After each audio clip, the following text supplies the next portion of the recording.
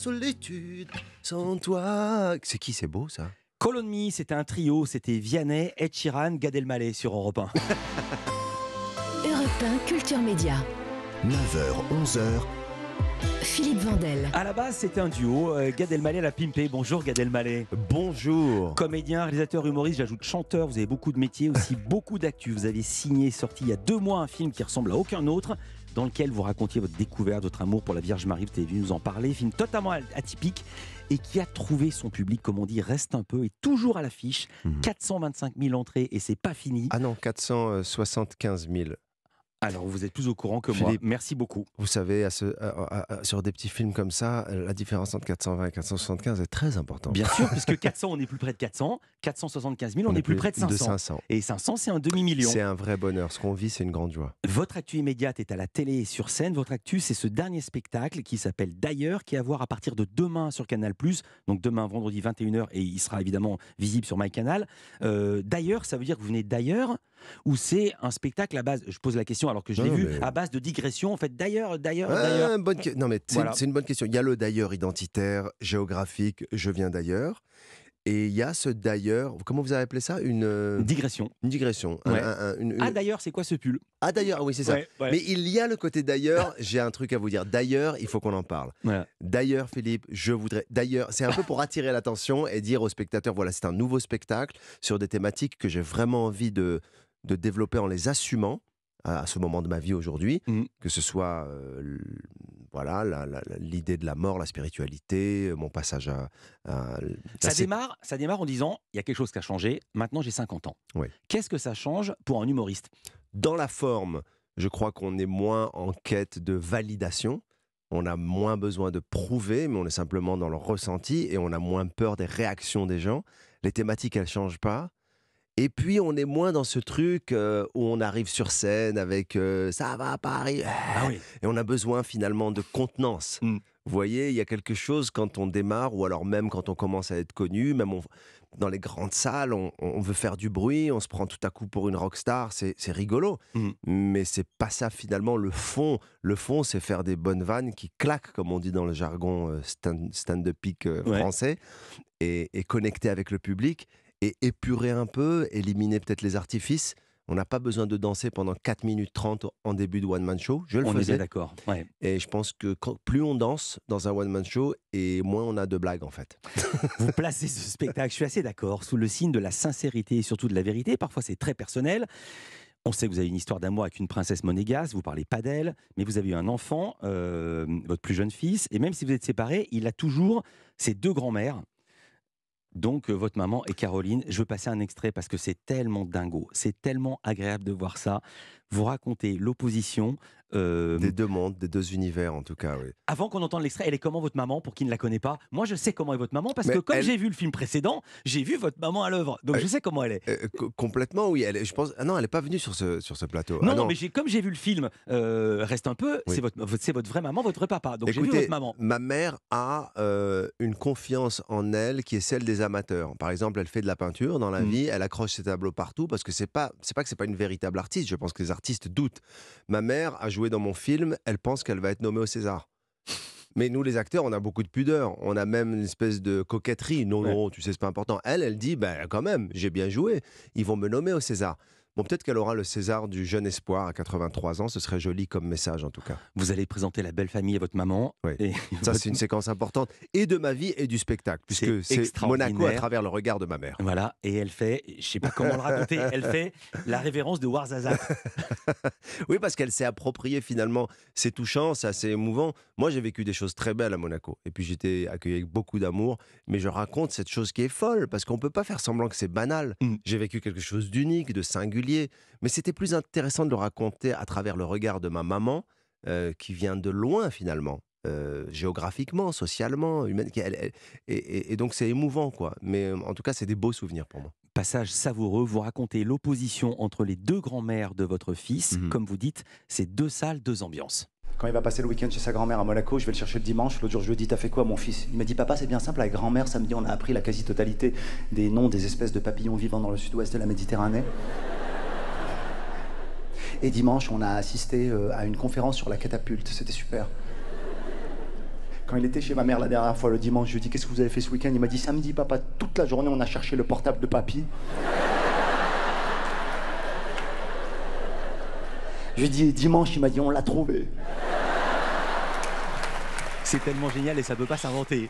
J'aime cet extrait parce qu'il est vrai et je pense que c'est dit avec affection, avec amour.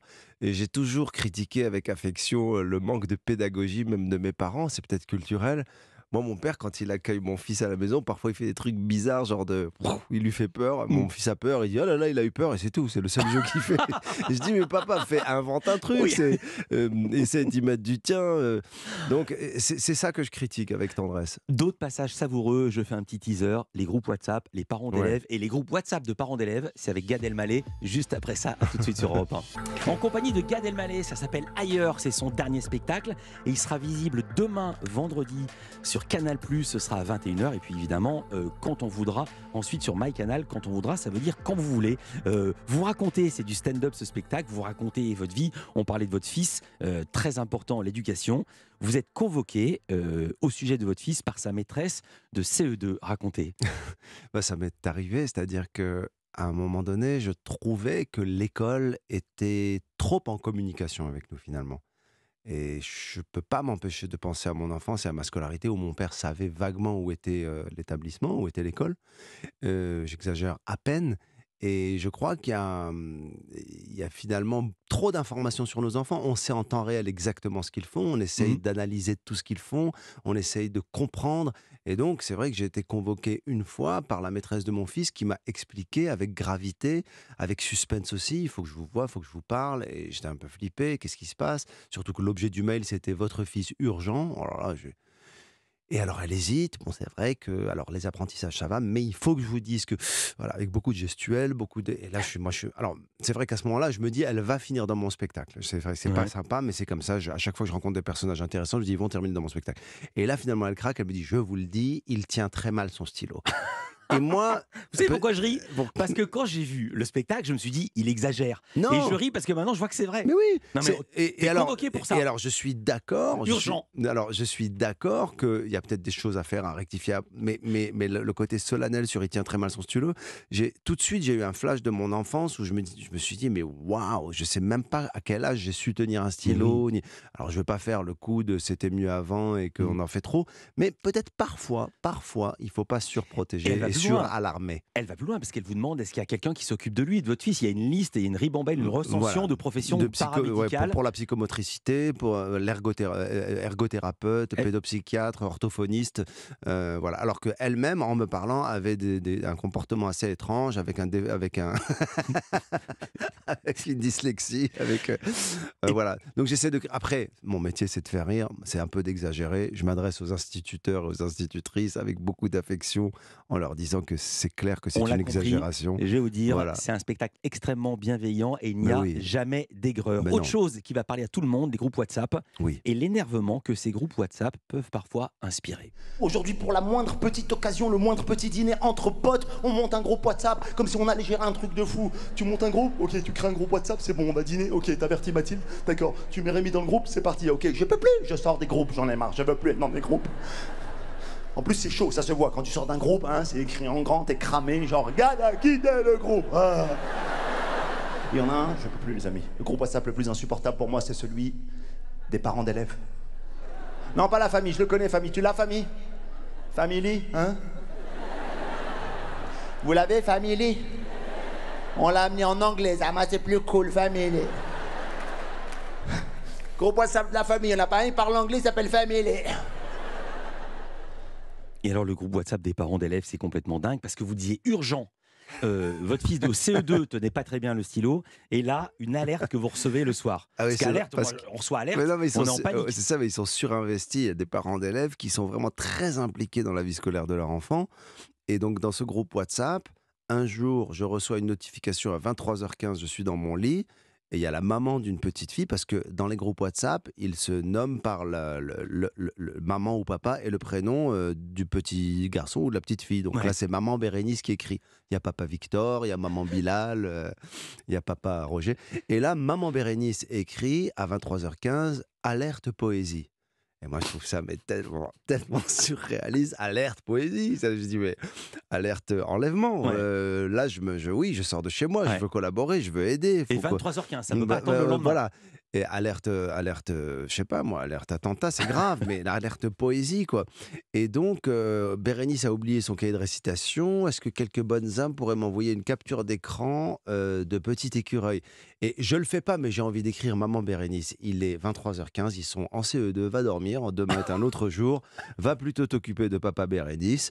Arrêtons, quoi. Donc, c'est cette espèce de sur-dramatisation de la scolarité et de l'enfant qui devient comme ça. Un peu qui prend trop de place finalement. C'est aussi un peu c'est assez, je sais pas si c'est parisien, mais c'est Mhm. boboisant quand même. C'est boboisant, C'est boboisant. c'est boboisant. Je confirme. Quelle est la différence entre le show que vous avez donné et ce qu'on voit sur scène? Est-ce qu'il y a beaucoup de coupes? Il y a des coupes, pas simplement des coupes de matière, de gags, c'est tout simplement que parfois le live supporte certains temps que l'image à la télé ne supporte pas, qui sont des temps trop longs de suspens, de regard. Et j'ai voulu que ce soit rythmé pour la télé et le revisiter pour la télé, le revoir pour la télé. Notre manière à nous de regarder la télé a changé. Il y a une rythmique qui est différente. Après, c'est le show. Vraiment. Moi, il y a quelque chose que j'ai beaucoup aimé, c'est que vous coupez pas quelque chose qui est toujours coupé. C'est quand il y a un débilos qui crie au fond de la salle, Ah oui, là je il y a le une laisse. interaction avec lui, vous l'avez laissé. Et quand il y a le caméraman qui porte le steadicam et qui fait semblant qu'on le Ah voit ouais, pas, vraiment. comme si personne l'avait vu. Et là, vous le mettez en scène Mais et vous jouez avec ça. Parce que j'ai envie d'utiliser ça, tout simplement parce que en live, c'est arrivé. Je veux que les gens devant Canal+ aient l'expérience que les gens ont eu en live. Quand il y a un caméraman, en effet, avec cette machine qui est le Steadicam, qui est assez énorme, qu'on voit, qui marche sur la pointe des pieds pour être discret, soi-disant, alors que tout le monde l'a vu. Moi, je trouve ça tellement énorme. J'aime bien dire les choses que tout le monde a vues. Et donc, c'est un peu l'expérience qu'il y a eu en live. Et je Voilà. salue d'ailleurs la réalisation de Mehdi Idir, Minos, qui a fait une très très belle réalisation, qui est le réalisateur des films Patient, La vie scolaire. Et donc je suis très content du travail Ouais. qu'il a fait parce qu'il a rendu en fait un grand réalisateur de captation. C'est pas quelqu'un qui invente des trucs complètement dingues, c'est quelqu'un qui est capable de vraiment de vous faire sentir comme si vous étiez dans la salle avec un parti pris. Je vais pas tout spoiler, vous êtes à Monaco, vous êtes chez vos parents, vous êtes aussi à Hollywood, vous êtes à une fête Oui. où il y a Brad Pitt, où il y a George Clooney et la beauté de Brad Pitt racontée par Gad Elmaleh, c'est exceptionnel. Je fais exprès de m'arrêter là, on marque une pause, on parle musique avec Suspense. Stéphanie Loire.